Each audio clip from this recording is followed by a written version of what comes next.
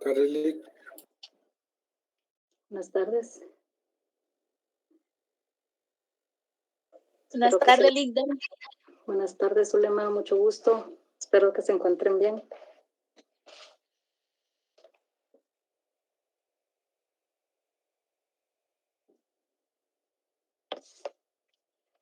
Con ustedes, recuérdenme, nos quedamos en el artículo 29, ¿verdad?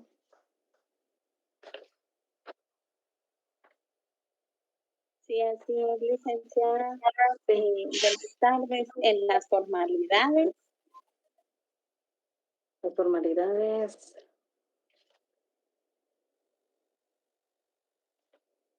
Pero ya no vimos el instrumento público, ¿sí lo vimos? ¿O nos quedamos a medias en ese?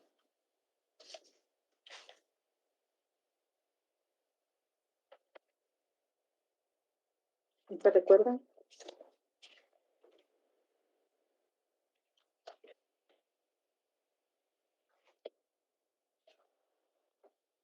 Lo que nos había explicado era la unidad del acto, la materialización, los requisitos que estaban establecidos en el artículo 13 del Código de Notariado y el artículo 29 de las formalidades. Ah, vaya. Entonces, pero creo que no terminamos, porque a lo lejos me recuerdo que nos quedamos en el numeral 4, si no estoy mal. Así es, Ley. Sí, bueno, vamos a seguir ahí entonces. Gracias, Rosa.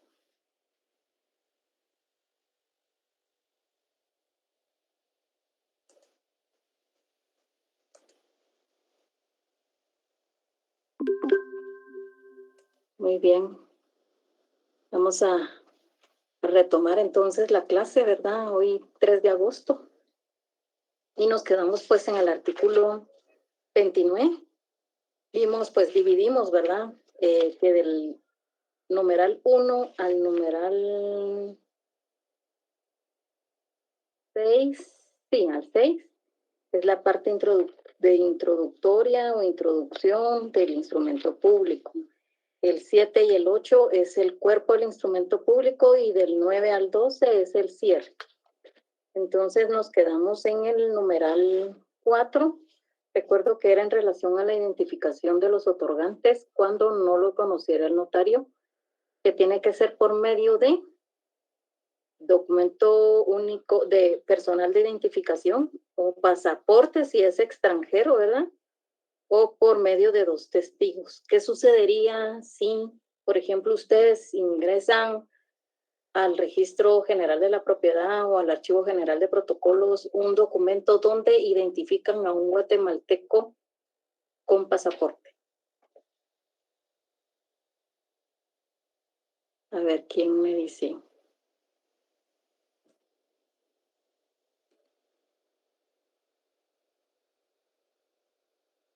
¿Quién se anima a contestar?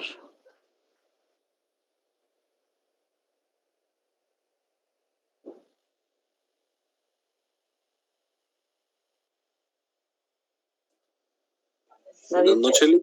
Buenas tardes. Pues no pasaría nada porque la misma ley dice que puede ser por pasaporte. Pues le cuento que sí pasaría, pero está bien que haya contestado.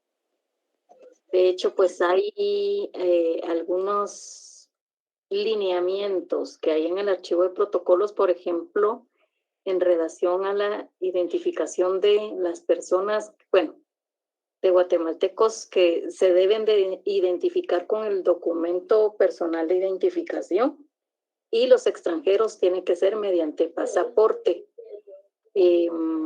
Porque, por ejemplo, déjenme ver si encuentro esta, en realidad no es un criterio, sino que está basado en ley, ¿verdad? Donde las personas sí tienen que identificarse, los guatemaltecos. Solo déjenme ver si encuentro el documento.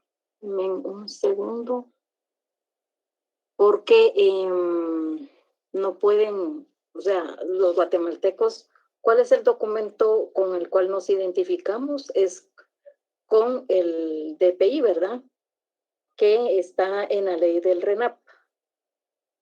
Vamos a ver si tengo la ley a la mano. Ahí está.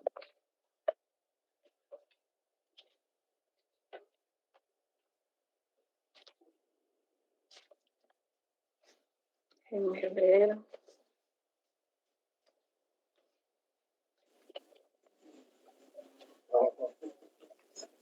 A ver si alguien tiene a la mano su ley del RENAP, pero acá está, artículo 50. Bueno, esta ley voy a necesitar que la consigamos, es pequeñita, ¿verdad? Es bien pequeñita esta ley. Y es el decreto 90-2005 es. Ley del Registro Nacional de las Personas. ¿Alguien no? Artículo 50, ¿verdad, Linda? Sí, ¿me lo puedes leer, por favor? Dice, del documento personal de identificación.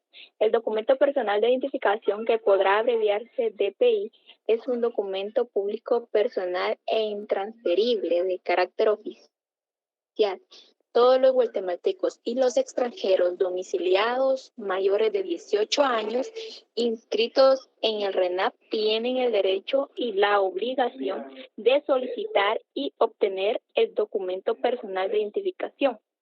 Constituye el único documento personal de identificación para todos los actos civiles, administrativos y legales, y en general para todos los casos en que por ley se requiera identificarse. Es también el documento que permite al ciudadano identificarse para ejercer el derecho de sufragio. El reglamento respectivo regulará lo concerniente al DPI. Muchas gracias, Zulema, muy amable. Entonces ya tienen ahí, ¿verdad? Estas preguntas no solo de examen, sino que también pregunta de privado, ¿verdad? Entonces, los guatemaltecos nos tenemos que identificar según la ley con el artículo 50, nos indica el decreto 90-2005, ¿verdad? Que es el DPI en resumen, ¿verdad? Entonces, recordemos que este decreto, ¿de cuándo es? Del 2005. ¿De qué fecha es nuestro código de notaría? A ver, ¿se recuerdan que se los dije?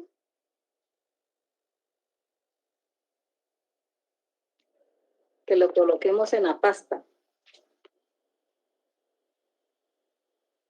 1946, ¿verdad? Entonces, miren, pues a todas sus leyes, desde ya ustedes ya vayan colocándole en la portada el año de vigencia y cuándo fue emitido. ¿Por qué?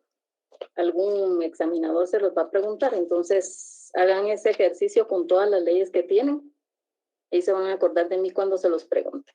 Muy bien. Y los extranjeros se van a identificar mediante el pasaporte. Entonces, según pues algunos registros, mejor dicho, pues por lo menos los que conozco, sí suspenden, por ejemplo, los poderes cuando identifican a un guatemalteco con pasaporte. Mediante 2 testigos sí lo puede hacer, pero yo les voy a decir algo, de preferencia pues solo que definitivamente la persona no tenga el documento porque lo extravió, utilicen mediante 2 testigos, ¿verdad? Muy bien, el numeral o ambos medios indica la ley. El numeral 5 nos indica que la razón de haber tenido a la vista los documentos fehacientes que acrediten la representación legal de los comparecientes en nombre de otro, describiéndolos e indicando lugar, fecha y funcionario o notario que los autoriza. Hará constar que dicha representación es suficiente conforme a la ley y a su juicio para el acto o contrato.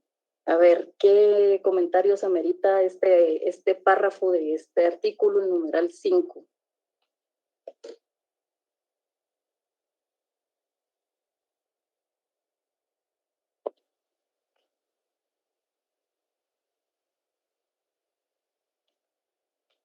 A ver, hablen, que no sea Zulema, porque Zulema ya participó. Y miren, pues, yo sí llevo un listado de las personas que participan en el curso, ¿verdad? ¿Alguien levantó la mano? Ajá. A ver, Andrea. Licenciada, yo recuerdo que ese numeral quinto es una función legitimadora. Ajá. Pero ¿qué es lo que tiene que hacer el notario? Recordemos, ahí hay una frasecita bien importante que tiene este numeral. Que si, por ejemplo, ustedes lo omiten al momento, bueno, obviamente tiene que hacer la calificación el notario, ¿verdad?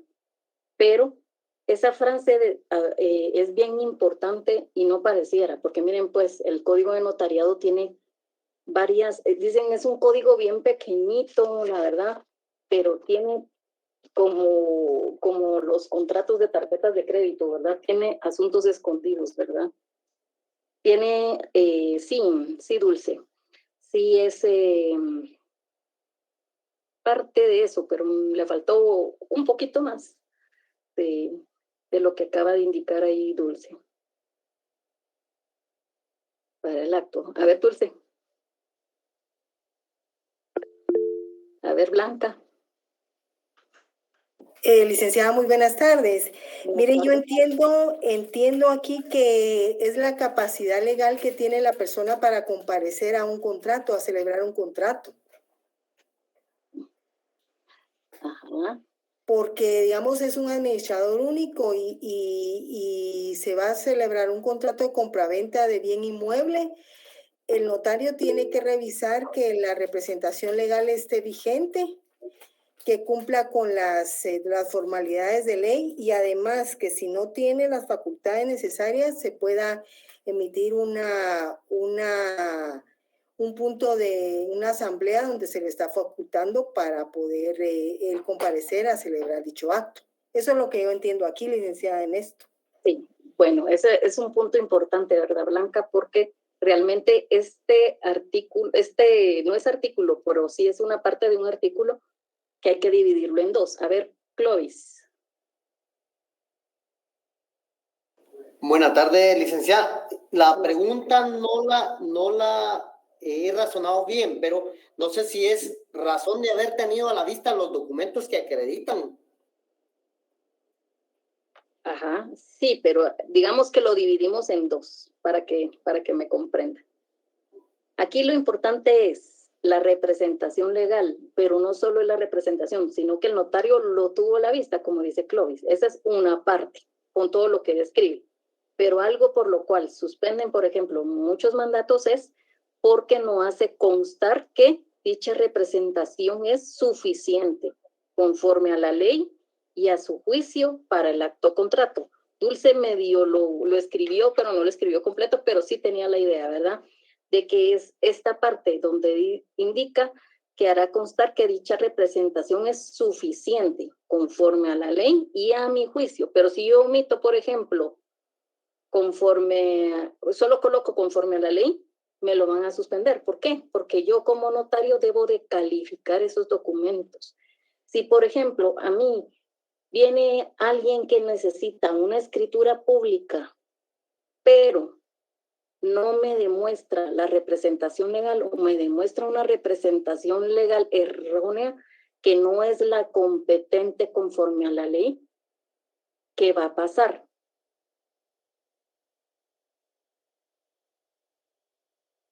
Yo no estoy calificándola. Eso es lo que sucede. Entonces, por eso el registro me lo va a suspender. No sé si me explico, ¿verdad? Pero sí es algo muy importante que ustedes no pueden omitir en un instrumento público. De hecho, hay unas frasecitas así pequeñitas que de verdad, si ustedes las omiten, pues se los van a suspender y ahí los vamos a ir viendo poco a poco. La intervención de un intérprete nombrado por la parte que ignore el idioma español, el cual de ser posible debe ser traductor jurado. Si el intérprete no supiere o no pudiere firmar, lo hará por él un testigo. A ver, ¿qué comentarios amerita este numeral?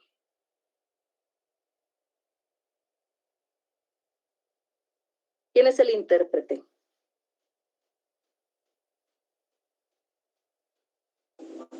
Es una persona que sabe traducir el idioma del compareciente. ¿Qué manda? A ver, repítame, Zulema. Es una persona que sabe el idioma y poder traducirlo, ¿verdad? Lo que dice el compareciente. Ajá. A ver, Rosa, ¿qué dice? ¿Qué dijo? Esta podría ser llamada también a una persona que autorizada por juez competente y nombrada por él, pueda ejecutar la función de conocer el idioma del cual habla la persona, antes conocidos también como dialectos, ¿verdad? Y cuando una persona es del extranjero. Pero es lo mismo un intérprete que un traductor jurado. A ver, Gabriela Pérez.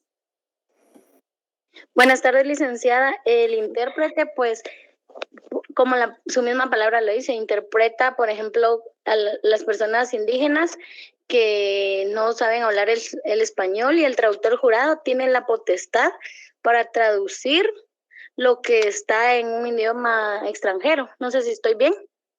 Sí, sí están bien. La verdad es que sí están bien, todos tienen idea. Gracias, Gabriela. A ver, alguien levantó la mano. Javier. Licenciada, a mí me quedó una pregunta ahorita. ¿Los traductores jurados tienen algún tipo de fe pública o algo así? Así es. Esa es la verdad que me está respondiendo la diferencia, ¿verdad? Intérprete no precisamente es alguien que está legalmente respaldado, pero un traductor jurado sí. Entonces, uno de los errores que más comúnmente ocurren en la práctica es que, por ejemplo, en la ley del organismo judicial nos indica, pero eso lo vamos a ver cuando veamos el tema de mandatos. La ley del organismo judicial nos indica que, espérame, voy a buscar el artículo,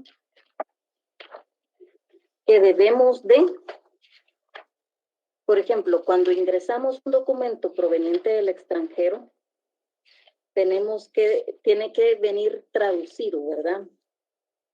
Traducida a la parte con que nos, porque a veces, bueno, lo vamos a ver más que todo cuando veamos el tema relacionado con los mandatos, pero, por ejemplo, omiten traducir hasta los sellos, y los sellos también se deben de traducir. Por ejemplo, viene vertido en idioma español, inglés, un documento, pero no precisamente si tiene, todo viene, por ejemplo, con, no sé cómo decirle, las cláusulas estándar, algo así es la terminología que se utiliza, viene en español y en inglés, no es necesario traducirlo. Andrea, ¿quién levantó la mano? A mí se me puso la manita, licenciada, pero es que encontré, no sé si será el artículo 37 de la ley del organismo judicial. Veamos cuál es el 37. A ver, que lo estoy buscando, lo estoy acá. Que Sí, dice es si los documentos están redactados. ¿Sí? Ajá, sí, por favor. En el segundo párrafo indica que si los documentos están redactados en idioma extranjero deben ser vertidos al español bajo juramento por traductor autorizado en la República. De no hacerlo para determinado idioma, serán traducidos para juramento por 2 personas que hablen y escriban ambos idiomas con legalización notarial de sus firmas. Ya, muchas gracias, Andrea. Ese es precisamente el artículo correspondiente, que deben de ser vertidos al español bajo juramento. Esa palabra bajo juramento es la que más omiten, y por eso a veces suspenden los poderes. Pero dicen, es que los criterios del archivo de protocolos no son criterios, la ley no lo está exigiendo, ¿verdad? Que debe de ser bajo juramento y por un traductor autorizado. Y si no hay un traductor autorizado, 2 personas que hablen y escriban ambos idiomas, pero habrá algún idioma que realmente no lo puedan traducir. A ver, Marcos. Marcos y Clovis levantaron la mano, pero Ay, perdón, estaba hablando solo, silenciaba aquí en el micrófono. Eso le iba a comentar de que, por ejemplo, en la práctica, ¿qué es lo que se hace cuando verdaderamente no hay un traductor ni intérprete o no se consigue a alguien? Por ejemplo, el hindú, no se me viene a la mente el hindú, no sé si se traduce al inglés después al español o cómo es eso en la práctica. Pues aquí en la ley nos está indicando, ¿verdad? Que tienen que ser, si no hay un traductor aquí en Guatemala, pues tienen que ser 2 personas que hablen y escriban ese idioma. ¿Saben qué idioma es el que ha pasado? Y sí lo he visto, porque sí lo he visto. No es muy común, ¿verdad? Porque el idioma, digamos, el segundo idioma que deberíamos manejar sería el inglés, e incluso francés o el alemán, ¿verdad? Pero, por ejemplo, el latín. A veces, pues, las personas sí han tenido ese inconveniente y a ver, ¿dónde buscan a alguien que hable latín? A ver, si se les ocurre. Un sacerdote. Así es, Clovis. Es un sacerdote, ¿verdad?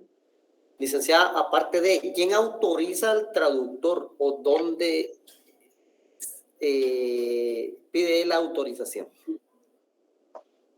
Pues, para los traductores, pues deben de seguir una carrera, una profesión, ¿verdad? No, y pues tiene que inscribirse en Relaciones Exteriores, ¿verdad? Ahí está Ministerio de Educación, Ministerio de Relaciones Exteriores. ¿Stalet?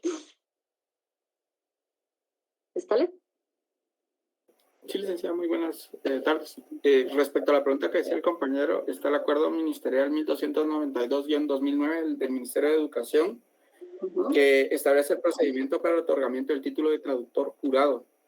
En el artículo primero dice que el interesado presentará al Ministerio de Educación solicitud para obtener el título de traductor jurado, adjuntando a la misma la certificación extendida por el juzgado de primera instancia al ramo civil del departamento que corresponda, tal y como se establece en otro decreto, que es un decreto número 251, fecha de noviembre, ya bastante antiguo, porque es de 1879 y sus reformas. Tal vez si me haces favor de colocarlo en el chat para que los compañeros los busquen, por favor, Stalet. Ok. Se los comparto porque me costó encontrarlo. Si quieres, se lo comparto a Rosy para que lo suba. Sí, tiene que hacerlo también, ¿verdad? En el Ministerio de Relaciones Exteriores, ¿verdad? Porque, de hecho, pues, por ejemplo, hay varios registros y tienen que hacer como una confrontación de documentos. ¿Y dónde van a hacerlo? Solo en las instituciones públicas, ¿verdad? Las que tienen que inscribirse. Pero gracias a Stalet ahí por el aporte y pues para que tomen nota los compañeros ahí y los busquen y los leamos despacito. Muy bien. Entonces, en el numeral 7, que ya es la parte del cuerpo, 7-8, que se recuerdan que es la parte del cuerpo, es la relación fiel, concisa y clara del acto o contrato. La verdad es como una denominación, ¿verdad? Que le vamos a colocar al contrato que vamos a celebrar. Y nos indica acá que es clara, ¿verdad? La fe, el numeral 8, la fe de haber tenido a la vista los títulos y comprobantes que correspondan según la naturaleza del acto o contrato. Entonces, esa fe, ¿verdad? De que tuvo a la vista los documentos también es importante, ¿verdad? Pero, por ejemplo, volviéndolo al traductor, ahorita se me vino algo a la mente que me recuerda. Ingresó un documento al registro, se inscribió. Después ingresó otro documento que el notario hacía constar que había omitido, que la persona no sabía hablar español y que había omitido la parte del intérprete. A ver, ¿quién me dice qué piensa en relación a eso? Esa omisión fue el notario.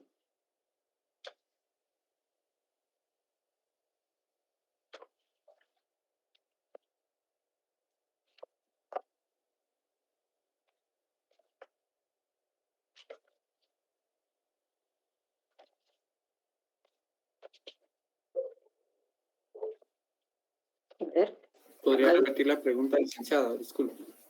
Ingresó un documento al registro, pero se inscribió. Venía bien, digamos. Y después ingresó el notario otro documento indicando que había omitido que la persona no sabía hablar español y que había omitido la parte del intérprete. Habría que hacer una rectificación, licenciada. No. ¿Cómo hace la rectificación? Una rectificación, una ampliación, dice usted. Ajá. Ajá. Ahora veamos el artículo, vamos a ver, 31. Vamos a ver, sí, 31. A ver, Blanca, no, ¿quién habló? Blanca levantó la mano.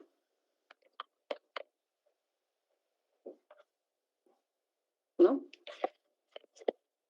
Blanca. Ay, perdón, mire, artículo 31 nos habla sobre las formalidades esenciales de los instrumentos públicos. Entonces, el notario, en este caso, tiene, para mí, pues, tendría que hacer una ampliación a la escritura pública y hacer comparecer a las partes y decir de que él omitió hacer constar eso.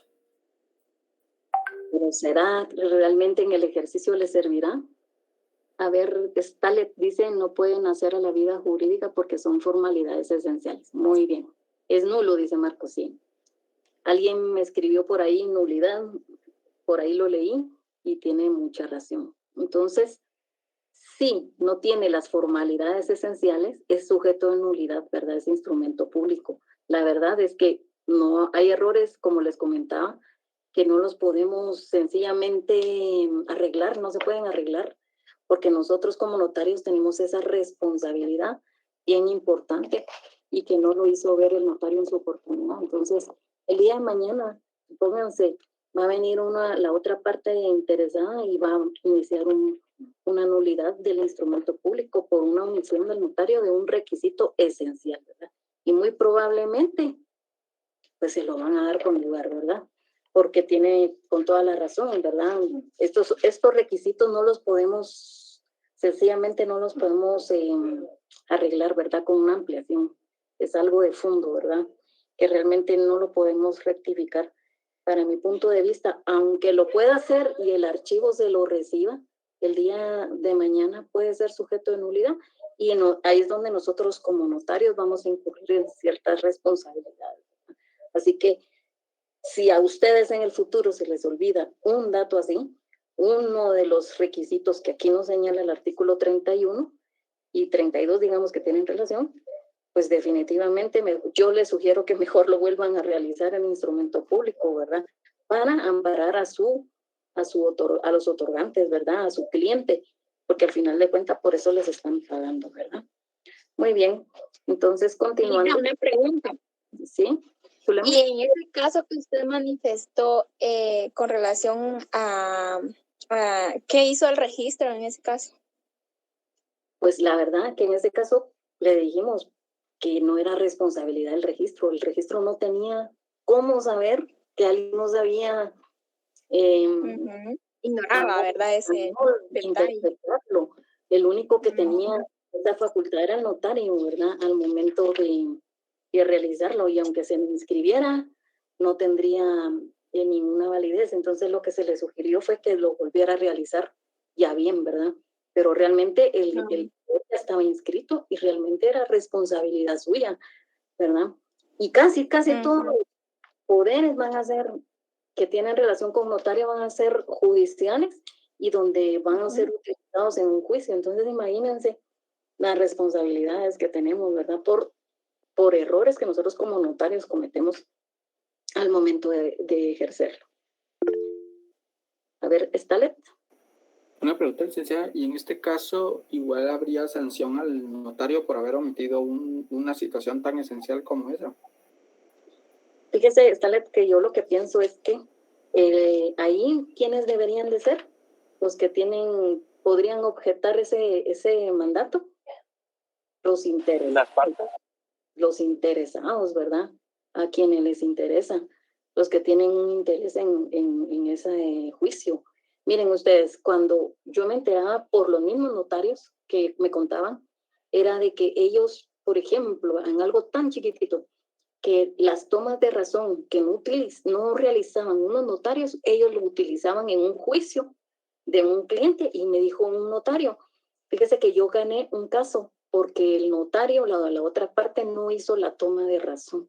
Imagínense, un acto tan sencillo de que les conté que son como 4 líneas y que realmente por una falta de cumplimiento de una obligación notarial que no realizó el notario, tuvo unas consecuencias que le ganó a un juicio a otro notario. Imagínense, a un notario que no realizó esa toma de razón. Ahora imagínense en un tema como este de un mandato o un testamento. Fíjense que yo pues vi un testamento donde la notaria pues omitió utilizar a los testigos que la ley regula. Recuérdense que, bueno, no lo hemos visto con ustedes, pero lo vamos a ver más adelante, que el testamento tiene requisitos como especiales. Son requisitos especiales que tiene, entre otras escrituras, ¿verdad? Pero que si ustedes no los hacen constar en el instrumento público, pues son formalidades especiales para testamentos y otras escrituras, regula el título 4. Entonces, por ejemplo, la hora, la fe de la capacidad mental del testador, entre otros, ¿verdad? Pero, por ejemplo, está que el testador, los testigos, los intérpretes y en su caso el notario firman el testamento en el mismo acto, pero acá nos indica también que va a utilizar pues los testigos, ¿verdad? Y va a utilizar dos. Pero a lo que voy es que hay ciertas, la presencia de dos testigos que reúnan las calidades que exige esta ley, nos indica. Entonces son requisitos esenciales, son formalidades especiales que tienen ciertos instrumentos. Imagínense el día de mañana, esos van en plica, ni siquiera lo puede ver un revisor, sino va que van en plica y va al archivo de protocolos. Ya, ¿cuándo vamos a utilizar el testamento? Cuando va a fallecer el causante. Y vienen y lo abren y no tienen la firma de los testigos. Las otras partes reconoce que cuando fallece alguien aparecen el montón de parientes y de repente van a querer ahí el interés, ¿verdad? Y eso es como un pretexto perfecto para ser sujeto de nulidad de ese testamento, ¿verdad? Entonces, las consecuencias, ustedes dimensionen las consecuencias que pueden tener sus clientes al momento de faccionar. Yo hasta les sugiero que, si bien es cierto, la ley no nos obliga a que coloquemos la impresión digital, nos indica la ley, del dedo pulgar derecho o en su defecto otro, utilícenlo, ¿verdad? Más que todo cuando tengan bienes inmuebles de por medio, porque las consecuencias de ese tipo de omisiones no se arreglan con una disculpa, ¿verdad? Entonces sí es delicado, ¿verdad? Entonces es el tema del intérprete que les indicaba, ¿verdad? Muy bien, continuamos. La transcripción nos indica el numeral 9. A ver, alguien que me lea el numeral 9, por favor. Buenas tardes, licenciada. El numeral 9, ¿verdad? Sí. Es la transcripción de las actuaciones ordenadas por la ley o que a juicio del notario sean pertinentes cuando el acto o contrato haya sido precedido de autorización u orden judicial o proceda de diligencias judiciales o administrativas. Muy bien, muchas gracias. Entonces, la transcripción, ¿verdad? La transcripción es exacta, ¿verdad? Tiene que ser exacta. Si tiene, por ejemplo, dos comas, o si tiene un error mecanográfico, ortográfico, yo lo tengo que colocar como está, ¿verdad? Como está exactamente. El numeral 10 nos indica la fe de haber leído el instrumento a los interesados y su ratificación y aceptación. Acá va pues la aceptación, ¿verdad? Nos indica la ley que debe de ser aceptado por lógica, porque si no, pues al momento de ejercerlo, yo no acepté eso, no puedo decir eso, ¿verdad? Lo acepto. El numeral 11, a ver quién me lo lee. Yo, licenciada. La advertencia a los otorgantes de los efectos legales del acto o contrato y de que deben presentar el testimonio a los registros respectivos. Y gracias. La advertencia de los efectos legales. Fíjense que esta es un motivo de suspensión, y si lo suspenden, por ejemplo, un mandato, tienen que pagar una multa. Me parece que es como el castigo, digamos, para el notario, es la amonestación que va a realizar, y lo puede pues volver a ingresar. De la advertencia de que debe de ser registrado, ¿verdad? Porque la obligación de quién es del registro.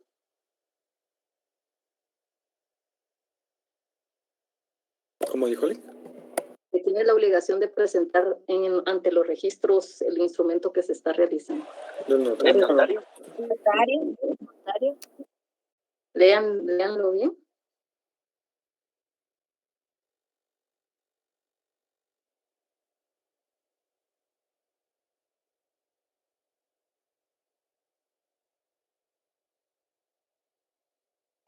Es a los otorgantes. Así es, acá nos indica que es a los otorgantes, ¿verdad? Entonces nos está indicando la advertencia a los otorgantes de los efectos legales al acto o contrato y de que deben presentar el testimonio a los registros respectivos. Sin embargo, pues en la práctica son los notarios quienes lo han realizado. Obviamente, pues tendrían que cobrar algo extra, ¿verdad? Por presentar esos testimonios, ¿verdad? Ante los registros correspondientes, pero pues acá nos indica en la ley, ¿verdad? Que son los otorgantes. Y 12, pues la firma de los otorgantes y de las demás personas que intervengan y la del notario precedida por la palabra ante mí. Si el otorgante no supiere o no pudiere firmar, pondrá la impresión digital de su dedo pulgar derecho y en su defecto otro que especificará el notario firmando por él un testigo.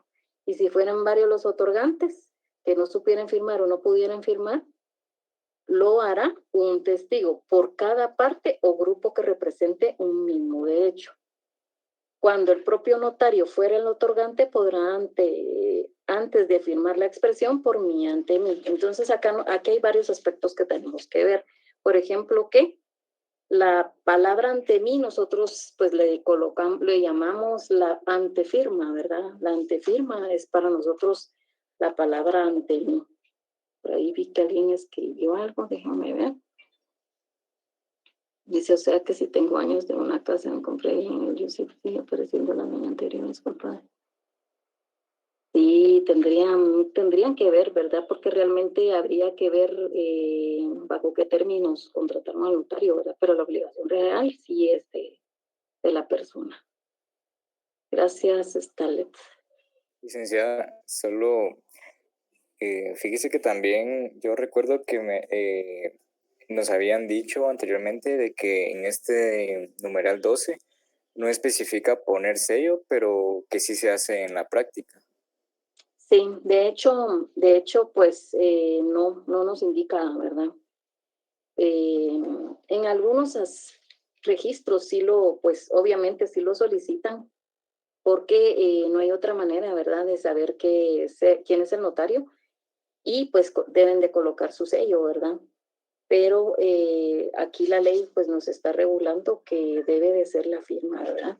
Y la antefirma ante mí, eso es algo que se les olvida, ¿verdad? Que se les olvida en la práctica, firman los comparecientes y firma el notario y se le olvida el ante mí.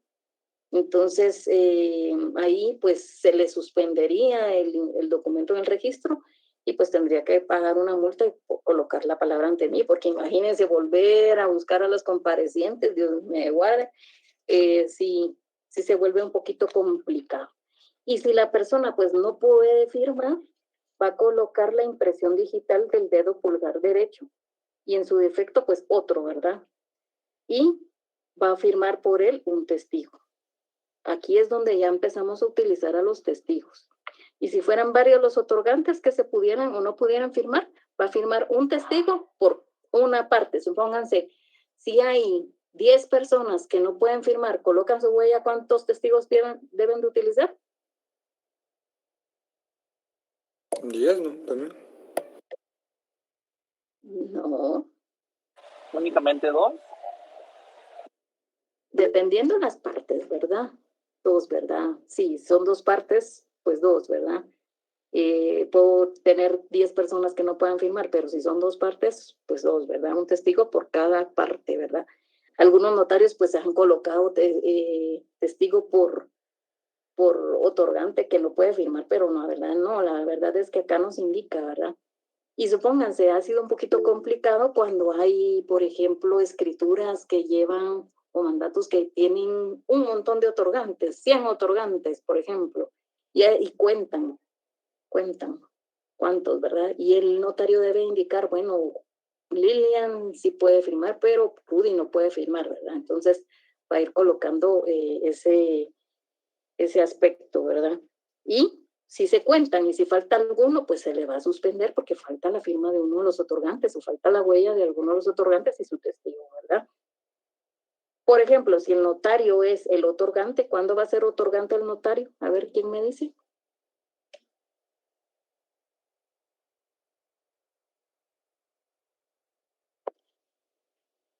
¿Cuándo es otorgante el notario?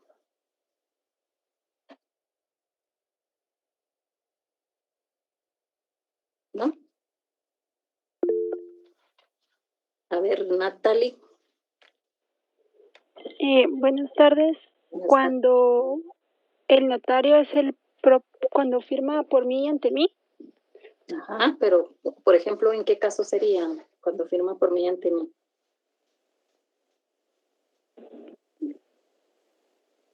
Vic, por mí y ante mí es cuando no hay ningún compareciente y todo lo hace el notario, está solo, ¿verdad? Entonces por eso ponen las palabras por mí y ante mí. ¿Pero por qué caso serían? Licenciada, serían los que están en el artículo 77, donde dice, sin embargo, por autorizar la firma por mí ante mí. Muy bien, Andrea, sí. En el caso que nos indica el artículo 77, acá, pues, cuando, por ejemplo, el notario omitió algún dato, puede realizar una ampliación, pero hay datos que no son de fondo, entonces no necesitan que vaya la firma de los otorgantes. A ver, Sergio. Licenciada, a mí me surge una duda con respecto a que usted mencionaba que en este caso si hace falta una firma, se cancela, ¿verdad? Sí se puede cancelar, pero ¿qué pasa si hay una firma de más? Porque digamos que son 100 personas y hay 101 firmas. ¿Qué sucede? ¿Se razona, se rescinde o se deja esa firma ahí, verdad? Fíjese que ahí hay varios aspectos. Al inicio, pues, cuando se certificaba la Corte Suprema, porque recordemos que el notario, pues, tiene que cumplir con ciertas formalidades dentro del protocolo, pero si viene y hay algunas que sí son observaciones para la Corte Suprema, se remite el expediente. Y anteriormente, pues, sí se colocaba de las personas que tenían unas firmas de más. Pero pues la Corte Suprema estimó que no era necesario amonestar al notario por eso, ¿verdad? Por una firma de más. Sin embargo, sí, por una firma de menos.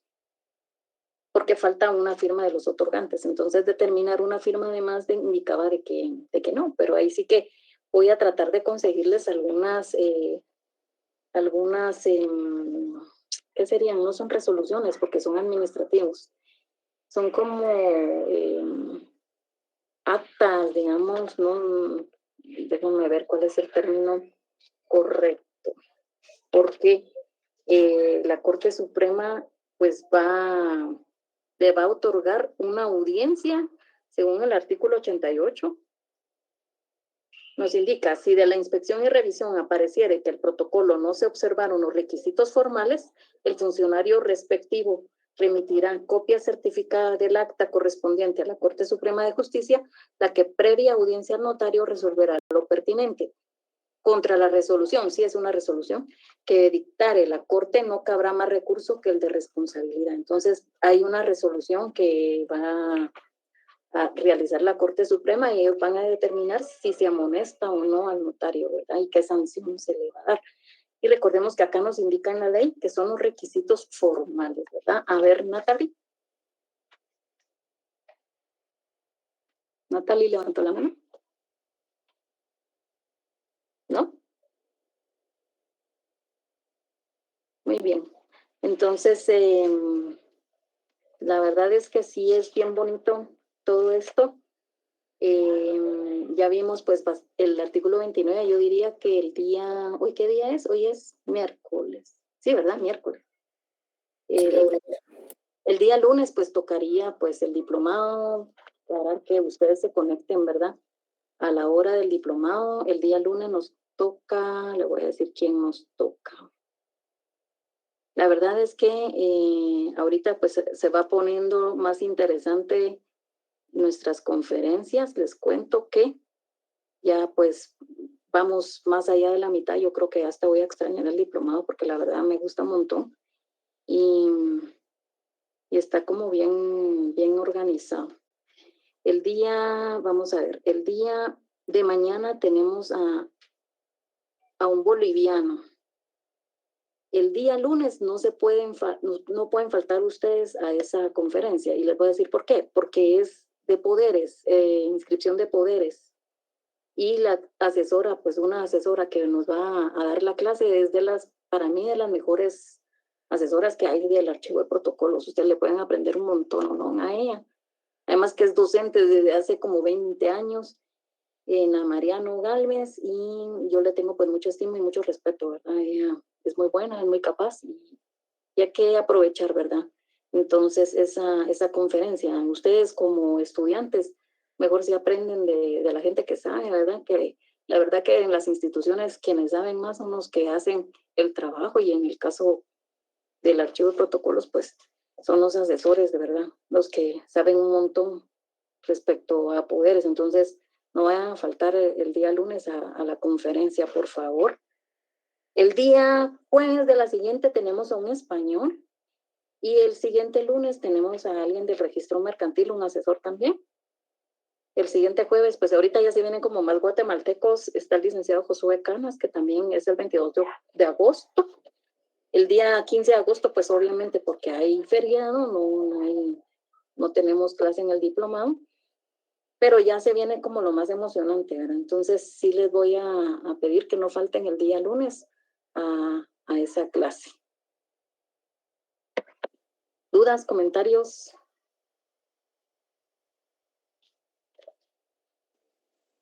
Con relación a las conferencias, el material que va a entrar para el examen. Muy buenas tardes, licenciada. Disculpe con una pregunta. ¿Dónde podría encontrar de las clases? Perdone. Las clases están grabadas en varios lados. En el grupo Derecho Unido, en el grupo Soy Notario, solo que no les he podido dar acceso porque la verdad es que lo tengo que confrontar con el Classroom y es así como bastante difícil, pero lo voy a hacer, no se preocupen. Ya de hecho ahorita en la tarde me quedé bajando las clases. Está Derecho Unido, Soy Notario, que es un grupo solo de estudiantes. Está la página de la Facultad de Derecho USAC, que es la página de nuestra facultad. Ahí también están retransmitiendo las conferencias. Yo les sugiero pues que ahí coloquen el link y llenen su forma, ¿verdad?, para inscribirse. Y en la página de Unidad Académica del Colegio de Abogados y Notarios, ¿verdad? En esos cuatro lugares. Gracias, Lic, muy amable. Yo me refería más a su curso. Es que así como ahorita tuve inconveniente de ingresar por la red, por el wifi, entonces me estaba fallando y ingresé unos minutos después, entonces como para escuchar esa parte que me hace falta. Vale. No, yo los tengo que colocar en Soy Notario. Ahí se los voy a colocar y ya empecé a bajarlos, pero ahí para que no se confundan, están los de Notariado 2 y Notariado 4. Entonces, para que tomen en cuenta, yo voy a colocar arriba Notariado 2, clase tal y tal. Entonces, Notariado 4 ya se la de ustedes, ¿ya? Fecha tal, así las coloco. Disculpe, ¿qué va a venir en su retrasada? La verdad, Mónica, que ni yo sé qué voy a colocar. Entonces, todavía no he visto que voy a calificar, voy a evaluar, pero ahí les voy a decir que todavía no me toca, ¿verdad? El sábado 13. El sábado 13, Lic. Y pues, sábado 13. Voy a ir pensando. El semestre pasado yo me di cuenta que había un repaso para su retrasada. No sé si usted va a hacer eso mismo con el semestre que acaba de pasar.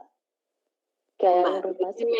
Déjenme platicar con los docentes de las otras, porque siempre lo hacemos en conjunto, porque a mí me gusta tener esa participación y disposición de los docentes interinos que, no sé, somos como unidos. Entonces, vamos les voy a platicar y les voy a decir que pues nos han pedido el repaso y con mucho gusto se los damos. Gracias, licenciada. Gracias, Lic. Feliz tarde. Feliz tarde, pues, cuídense mucho. Voy a dejar la clase hasta acá porque tengo un poquito de problemas, entonces vamos a dejar la clase acá y así tomamos un tema nuevo en la siguiente. Un gusto saludarlos. Muchísimas gracias, licenciada. Gracias, licenciada. Buenas tardes. Feliz tarde. Adiós, licenciada. Adiós, feliz tarde. Feliz tarde. Feliz tarde, licenciada.